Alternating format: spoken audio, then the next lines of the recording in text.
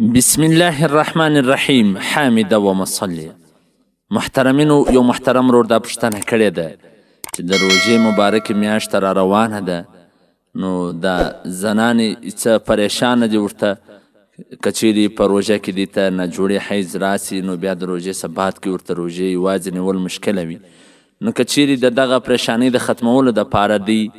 هغه دواوې وخوري چې کومه باندې ناجوړي بندیږي، بیا د ټوله میاشته ناجوړي نه راځي، نو آیا دا جایز دی او که نه دی؟ فتاوی دارالعلوم زکریا جلد راول صفحه نمبر 528 هغه په دې هکله ډېر ښایسته جواب ویلی. هغه وایي چې حیض یو داسې شی نه دی چې د هغه جاري ساتل ضروري وي، بلکې هغه یو عارضي شی دی، نو د هغه د بندولو دپاره دوا خوړل منع نه ده، جایز ده. خصوصا د حج یا د روژې پر موقع باندې دا دوا استعمالول فایدهمند هم کېدلی سي چې زنانه خپل واجبات په سهولت او په اسانۍ سره ادا کړي، ځکه په داسې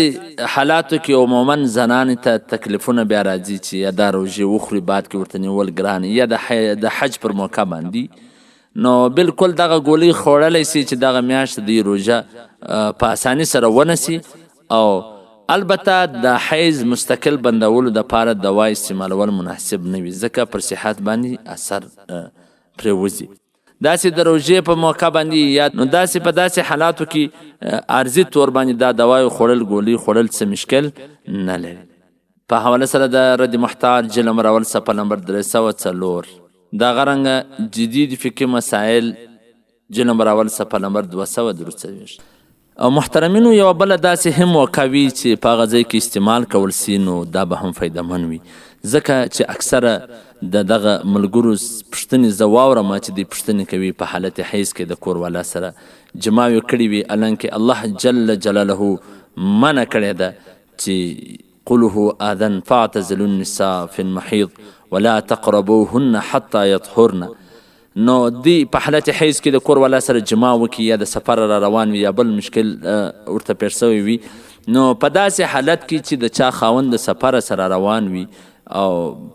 دلته د هغه خپل عادت وخت پر کېدونکی وي، یعنی هغه ناجوړي وخت راتلونکی وي، نو باید په داسې وخت کې هم دغه ګولۍ استعمال کول سي، پر ځای د دې چې خاوند په داسې حالات کې جماع وکړي چې هغه قرآن منع کړی وي، حدیثو منع کړی وي، سخته ګناه وي، نو د هغه مشکلاتو څخه به هم بچ سي او دغه عرضي طور باندې دغه ګولۍ په دغه میاشت کې هم وخوري چې خاوند یا د یو سفر یا د یو ځای څخه راځي. والسلام.